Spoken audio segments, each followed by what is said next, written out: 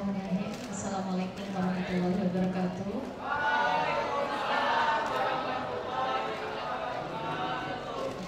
Alhamdulillah masih semangat ya. Oke, hari ini adalah tema berikutnya yaitu Nafaktilas Skipper Amuntai dari tahun 2004 sampai 2022. Sebelumnya saya akan membacakan kurikulum vitae dari narasumber hari ini. Nama beliau adalah Bapak Insinyur Haji Anwar Saihani MP. Tempat tanggal lahir Amuntai tanggal 21 Juni 1963. Jabatan fungsional beliau adalah Rektor Kepala 4B ya Pak. Alamat Jalan Gerelia 2, Desa Palampitan Hulu, Kecamatan Amuntai Tengah, Kabupaten Hulu Sungai Utara. Beliau adalah salah satu pendiri dari Skipper Amuntai dan menjabat sebagai Ketua Skipper Amuntai periode 2004 sampai 2016.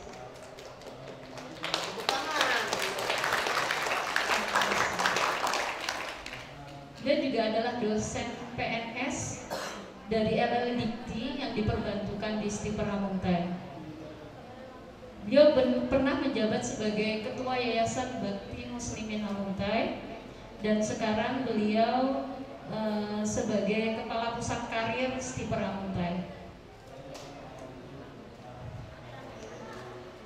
Untuk jenjang pendidikan, beliau S1-nya di Universitas Lambung Mangkurat, Fakultas Pertanian jurusan Ilmu Tanah.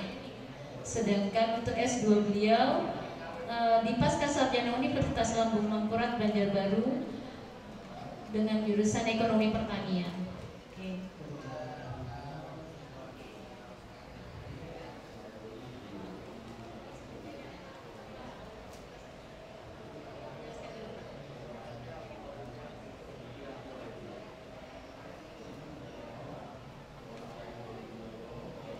Ya, mungkin saya sepintas dulu menjelaskan bahwa Skipper Amuntai ini didirikan oleh Yayasan Bakti Muslimin Amuntai pada tahun 2004. Tokoh pendirinya adalah Bapak Dr. Andus Haji Pahrudin.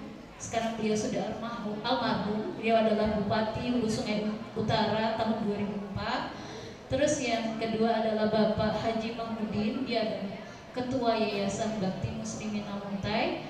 Dan yang ketiga adalah Bapak Insinyur Haji Anwar Saihani MP.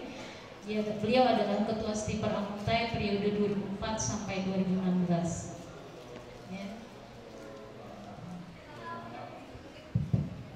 Sebelum kita mulai ya, kita di sini sangat berbangga karena kita adalah orang-orang beruntung yang punya kesempatan langsung mendengarkan perjalanan Skipper Amuntai atau Nafaktilas dari Skipper Amuntai dari tahun 2004 sampai 2022.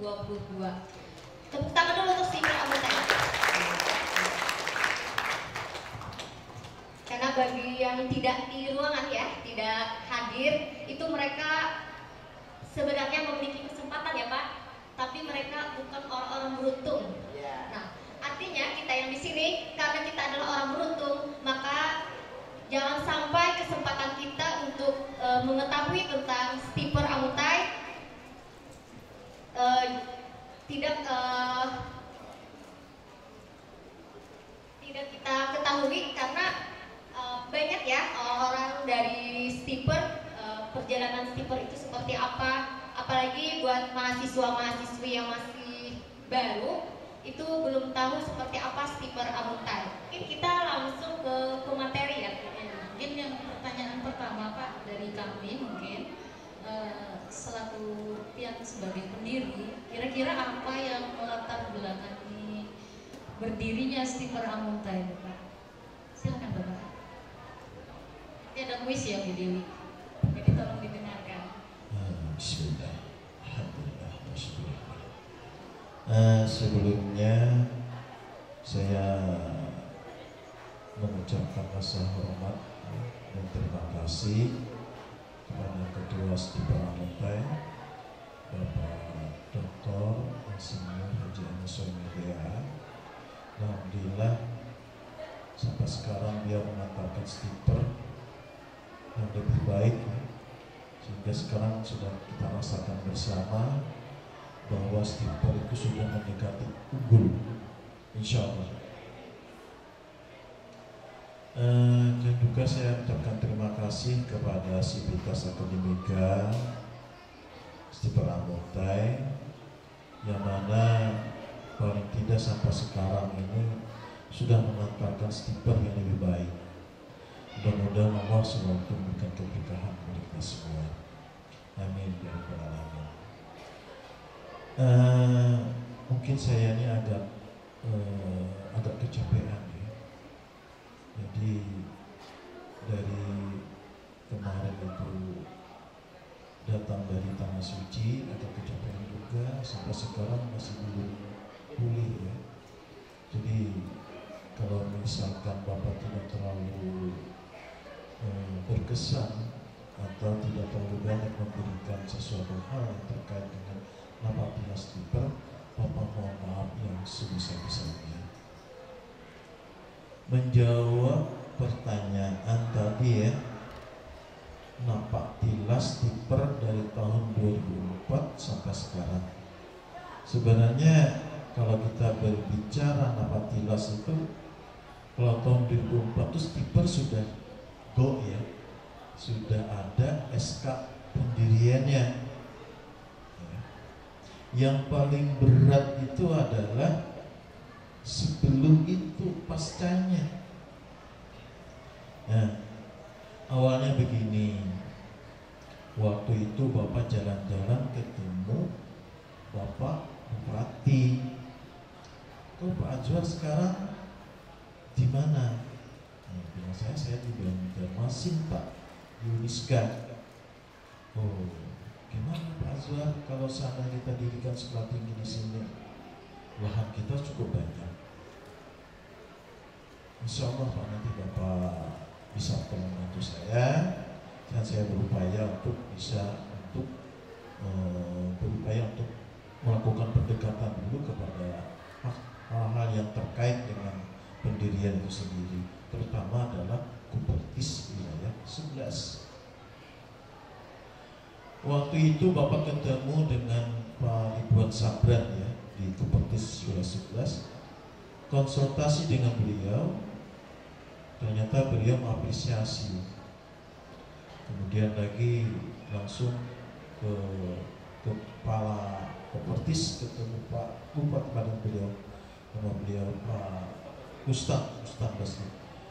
Beliau sangat membantu sekali dengan itu. Dia mengarahkan kepada staf beliau untuk membantu memberikan contoh bagaimana cara bikin proposal untuk mendirikan sekolah tinggi. Langsung setelah itu saya konsultasi sama DPRD Kabupaten Nusantara. Ternyata DPRD juga mengapresiasi. Langsung ketemu Bapeda, langsung ketemu Dinas Pertanian, langsung ke Balitra Banjarbaru. Nah, di sana konsultasi mengenai prodi apa yang sekiranya yang bisa kita berdayakan di Kabupaten Nusantara. Ternyata mereka berikan saran adalah prodi budidaya pertanian sama dengan sosial ekonomi. Nah, kebetulan mereka bisa membantu mengenai dosen-dosen mereka, membantu untuk dosen-dosen. Nah, lalu dengan ada demikian dibantu dengan salah seorang, misalnya Pak Fauzi, entah hidup atau meninggal saya nggak tahu lagi sih beliau. Beliau mengumpulkan teman-teman beliau dan membantu untuk membuat surat pernyataan, sekaligus juga menyerahkan ijazah beliau, ijazah S2 dan juga ijazah doktornya untuk persyaratan dosen di Stiper Amuntai. Setelah saya itu saya terima semuanya, kemudian saya bikin studi kelayakannya, udah dibuat. Kemudian saya bersama dengan Ketua Yayasan Bakti Muslimin Amuntai berangkat ke Jakarta untuk konsultasi dengan pihak dikti. Malamnya, ya, besok saya mau ke dikti. Malamnya, waktu saya makan bersama dengan ketua yayasan, kebetulan adalah orang tua saya. Waktu ini teringat, saya tidak bisa terlupakan itu. Waktu di tempat makan, di warung makan, beliau kena serangan jantung. Itu yang tidak bisa saya lupakan.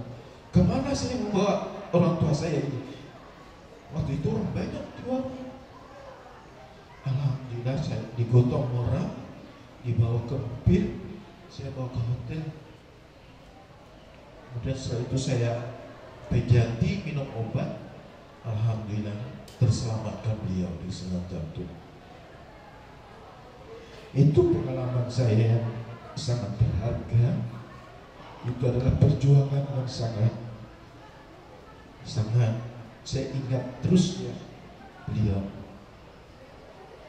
Kemudian paginya saya ke dikti, konsultasi dengan pihak dikti mengenai pengusulan itu tadi. Kemudian diminta Pak Dikti ditinggal dulu, mereka pelajari. Saya tinggal. Kemudian saya kembali lagi ke hotel. Saya teman saya yang kebetulan kerja di Jakarta di rumah sakit RSCM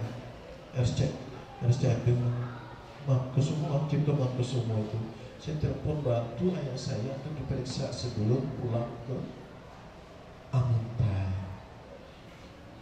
Ternyata masuk sini, dibawa ke sini, ke mana saya. Alhamdulillah waktu check up segala macam, alhamdulillah selesai sampai sore, sampai minum obat. Kemudian ke hotel, paginya baru berangkat ke Amuntai. Alhamdulillah beliau sehat sampai ke Amuntai. Itu adalah suatu hal yang sangat saya ingat selalu. Nah, kemudian menjelang beberapa bulan ada berita bahwasanya ada koreksi dari pihak dikti. Kemudian saya perbaiki lagi ya, sesuai dengan apa yang disampaikan pihak dikti. Saya perbaiki. Kemudian saya berangkat lagi ke Jakarta. Mohon maaf ya, berangkat ke Jakarta itu nggak ada punya uang. Benar ya. Yayasan pun waktu itu nggak ada punya uang. Maunya berangkat seperti apa? Saya konsultasi dengan istri saya. Gimana Mama? Tolong bantu. Ya kebetulan Mama ada punya sedikit. Apa? Dijual. Ya istri saya jual. Kemudian saya pinjam uangnya. Saya berangkat ke Jakarta. Jadi anak-anak saya tuh bilang sama orang kampung, abah saya ke Jakarta, bilang dia bangga bahwa orang tuanya ke Jakarta. Ya, saya berangkat subuh jam 4:30, sampai di bandara sekitar jam 8:30, sekitar jam 9 lewat itu berangkat pesawat. Sampai ke Jakarta saya harus ke dikti, konsultasi di sana, dan sampai selesai di sana saya balik lagi ke bandara. Pulang lagi sampai ke rumah itu jam 12 malam. Jadi saya nggak ingin nginep. Kalau nginep uang yang mana lagi gitu. Makan pun saya makan ini saya di emperan saja makannya. Dan sampai ke rumah, alhamdulillah saudara. Jadi orang bingung, kok kenapa bilangnya abah ke Jakarta? Jadi anak-anak tadi dari Jakarta ternyata biar ada lagi orangnya. Jadi orang kampung bingung. Ya jadi begitulah. Saya tidak ingin macam-macam apa yang pastinya saya lakukan. Dan itu saya perbaiki lagi konsultasi sampai 3 kali seperti itu. Ya. Yang terakhir itu adalah kali saya ke Jakarta memang kejadian seperti itu. Kemudian yang terakhir ada meeting, itu dihadiri dari beberapa orang dikti, dan saya itu di meeting selama 2 jam. Saya mempertahankan studi kelayakan itu tadi. Ternyata alhamdulillah diterima. Nah, lalu saya ingat pulang saya sama saja ya. Berakhir jam 2 saya langsung ke bandara, berangkat lagi sampai ke rumah malam lagi. Gak ada bermalam di hotel, gak ada. Apalagi jalan-jalan ke mall segala macam gak ada. Dari bandara ke Dikti, ke bandara naik pesawat, naik taksi lagi. Jadi maghrib itu sampai ke bandara naik taksi lagi satu ke Amuntai. Nah, sampai terakhir saya menerima SK. Setelah 2 bulan atau 1 bulan kalau menerima SK. Telepon, Pak, SK ambil. Cuma cukup 3 lembar yang diambil. Sampai ke sana alhamdulillah ambil. Kemudian bulan Juni ya SK-nya, tapi Bapak ngambilnya Juli ngambilnya. Ya memang sepertinya seperti kejadian itu lagi ya. Cari uang kemana? Berangkat lagi ngambil lagi. Lillahi ta'ala, kita yakin insyaallah Allah akan memberikan jalan. Juli sampai ke rumah, kemudian berpikir lagi, konsultasi sama yayasan, tempatnya belum ada lagi, kampusnya belum ada. Kemudian mau mahasiswa seperti apa? Saya bingung. Pak, SK-nya ada sudah. Saya insyaallah saya akan berupaya mencari mahasiswa dan dosen-dosen. Tempatnya langsung konsultasi ke Bupati, Pak Bupati tolong, nah lu ini kayak apa nih tempatnya ada tidak? Ya pakailah diktat dulu. Diktat pakai 1 ruangan untuk ini yang kecil, 1 ruangan untuk mahasiswa, 2 ruangan. Setelah itu saya berani untuk cari mahasiswa. Sambil jalan, mohon maaf, alat gak ada punya apa-apa, di rumah pun gak punya laptop. Waktu itu laptop masih langka ya. Saya ketemu kepala dinas pertanian, Pak, tolong belum pinjam laptop sama proyektor. Waktu itu nggak punya motor ya, nggak punya motor saya, naik uji kemana-mana naik uji. Jadi sebelah kanan proyektor, sebelah kiri laptop, terus kemana-mana. Kalau Biri kemana-mana sampai ke Tabalong, ke Berabai. Alhamdulillah dapat mahasiswa hampir kurang lebih 100 orang. Berarti di angkatan pertama itu Pak? Pertama, itu di bulan Agustus terakhir. Jadi saya berjalan itu hampir setiap hari berjuang itu mendapatkan itu tadi. Kemudian setelah itu ada ospek juga sendiri, ospek mahasiswa juga sendiri, hadir mahasiswa di ospek, nggak ada membantu siapa, staf pun nggak ada, sendiri, ya. Jadi ospek sendiri, ya. Nah, lalu kenapa dosen-dosen yang diminta ngajar tuh masih kerja beliau, jadi nggak bisa bantu, ya. Rata-rata dosennya ya, ada yang PNS gitu ya Pak ya. Ya. Kemudian lagi duitnya pun nggak ada gaji dulu. Kenapa? Mahasiswa pendaftarannya pun kalau nggak salah 100.000 pendaftaran salamnya. SPP-nya tiap bulan total awal tuh 30.000 tiap bulan. Bayarnya cicilan tiap bulan bercatat pakai kertas. Kalau tingkat sekarang 60.000 sampai 150.000. Anda sampai 300.000. Sekolah tinggi 30.000. Oleh karena keinginan saya untuk agar cukup aja, saya nggak punya gaji, saya nggak terima gaji segala macam, ngajar nggak terima gaji. Cuma saya gaji cuma dosen-dosen itu saya gaji. Saya nggak terima gaji. Hampir 1 tahun itu saya. Alhamdulillah jalan, alhamdulillah jalan dengan lancar. Itu aja saya inginkan. Saya ngajar ke Uniska itu 2 kali seminggu ya. Jadi saya tinggal mahasiswa. Alhamdulillah tuh ada mahasiswa, ada BEM-nya. Tolong nanti kamu aktif ya, bantu saya untuk catat absen dosen. Saya mau ke Banjar dulu, mau ngajar. Alhamdulillah ada mahasiswa yang ingin membantu gitu. Sama jalan saja seperti itu. Akhirnya jalan terus, ada UAS, ada tes, tetap jalan. Semuanya seperti biasa seperti sekarang. Ya, kemudian lagi nilai-nilainya keluar, ngerjain saya sendiri. Sudah 1 tahun baru saya berani mencari staff ya, Pak Usuk teman staffnya. Kemudian saya cari di SMK, Pak Ketua Kepala Sekolah SMK, Pak saya minta kepada orang yang mau membantu, yang sekiranya ikhlas membantu, carikan orang yang mau administrasi aja, dibantu. Konsultasi sama Bupati, Pak Bupati dulu minta saat ini kurang apa kalian dulu nih komputer, lalu pinjam di sini komputer, di sini komputer. Itu alhamdulillah.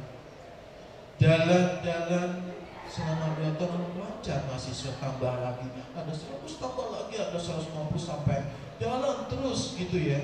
Alhamdulillah waktu itu tahun 2006, alhamdulillah Ibu Pipi, Pak Arni, Pak Raga bisa membantu. Pak Arum juga tahun berapa Pak Arum ya? Arum tahun berapa Pak? 2007 Pak, 2008. Akhir 2007 ya Pak ya, berarti Pak ya. Sebelum Pak Arif masuk ya. Sudah Pak Arif 2006 Pak Arif, 2006 Pak Arif, 2007 Pak Arum ya. Dulu ngajarnya sempat di SD gitu ya Pak? Ya kalau ngajar itu lo ke 1 kelas loh lah. Okay. Pernah ruangan kami itu dipakai kegiatan BKD. Jadi ngajarnya di halaman taman, di taman Dinunggui. Jadi bukan di kampus ya, Bukan seperti kampus. kalian bayangkan. Kemudian lagi oleh karena semangatnya mahasiswa ingin belajar, mereka mau, dosennya juga mau, tahu itu perjuangan awal itu. Alhamdulillah. Waktu itu sambil saya ngajar di Miska, kemudian lagi saya sambil memikirkan kalau begini terus, Stephen gimana jadinya? Kalau saya konsultasi sama Bapak Parudin Bupati, saya sama-sama Pak Ketua Yayasan, Pak Arwah almarhum Bapak saya, Imamuddin, Pak tolong bantu gimana kami ini stiper supaya ada. Saya bantu di sini. Pilih aja Pak Azwar, tanahnya di Soemalang itu ada tanah, di Karyasnya ada tanahnya, kemudian di Pak Candi Agung itu ada juga tanah. Tapi saya lihat kemarin itu kalau di Sumatera sempit, di Candi Agung agak sempit. Jadi saya pilih di sini. Nah kemudian alhamdulillah waktu itu belum kepikiran lagi untuk setia ya. Waktu itu kepikiran tuh bagaimana menyelamatkan stiper dulu ya. Tapi alhamdulillah dengan adanya bantuan di sini tadi, orang-orang yang tinggal di sini ada kan, waktu itu SD-nya masih nggak bisa ini ya, nggak bisa aktif lagi, kosong sudah. Jadi untuk mengalih guru-guru itu ke mana? Cari duit lagi saya. Jadi yayasan alhamdulillah cari duit kemana-mana, menggantikan rumah orang tadi kayak apa? Ya alhamdulillah bisa terselesaikan dengan baik. Ya silakan Ulun Ketua. Ya Ulun terenyuh nih. Luar biasa nih belum paham betul tentang apa namanya perjalanan yang luar biasa, tapi itu komitmen untuk membangun itu kan tetap terus ya dimiliki ya. Ya, yang belum tanyakan di sini dari 2004 sampai 2022 itu menurut sampean momen apa yang paling menjadi perhatian dari sekian sebagai ketua stiper dan sebagai pendiri pandernya itu kan, yang pertama. Yang kedua, kenapa Bapak sampai berkomitmen bahwa stiper itu tidak misalnya mengembangkan setia saja, padahal sudah ada setia itu kan? Atau kenapa stiper itu bukan yayasan yang lain, ya sampean yang membuat yayasan sendiri atau bagaimana gitu, sehingga sampean yakin stiper itu berkembang sampai sekarang. Jadi yang pertama ini momen mana yang paling menjadi perhatian, tahun berapa itu Pak, dan dalam bidang apa itu? atau misalnya dosennya kah yang banyak bekerja, atau mahasiswanya kah, atau misalnya keterlibatan Pemda kah, atau misalnya memang kekuatan dari sang pihak, atau misalnya ada unsur yang lain gitu kan yang paling perhatian dari 2024 sampai sekarang. Yang dua tadi kenapa sang pihak tuh tidak misalnya nimburong aja ke sekian tuh gitu ya. Kenapa yakin bahwa seperti itu bisa berdaulat gitu kan? Terima kasih Mbak. Terima kasih, ini pertanyaannya ini sangat berkesan ya. Kebetulan awal-awal itu berdirinya sekolah tinggi itu harus ada yayasan dulu. Jadi oleh karena Yayasan Bakti Muslimin itu yang menaungi awal dulu. Jadi kemarin itu membuat studi kelayakan tuh harus ada yayasannya. Saya bikin di situ ya. Jadi oleh karena yayasannya itu sudah punya setia, jadi punya lagi stiper gitu.